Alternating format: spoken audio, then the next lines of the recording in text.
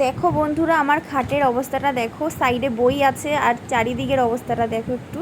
এখানে গাড়ি ভাঙা আছে, সাঁড়াশি আছে আমার রান্নার, তারপরে এখানে স্ক্রুড্রাইভার আছে, নানান ধরনের জিনিস নিয়েও এখন গাড়ি ভাঙতে বসেছে। শুধু হাতুড়িটা মিসিং আছে, সেটাও নিয়ে বসে অন্যদিন, আজকে নেয়নি। তো প্রায় দিন ও এভাবে নতুন নতুন গাড়িগুলোকে কিনে দিয়ে আর ও এইগুলো করে গাড়িগুলোকে নিয়ে। তোমাদের বাড়িতেও কি বাচ্চারা এরকম করে? আমাকে একটু জানিও। দেখো, সব নতুন গাড়ি ওর, একটাও ভাঙা মানে পুরনো না।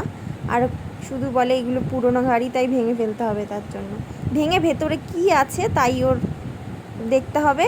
প্লাস ও ওটাকে নিয়ে আবার কি নতুন জিনিস বানায়, তাই একটু বকছিলাম ওকে। কি করছিস তুই?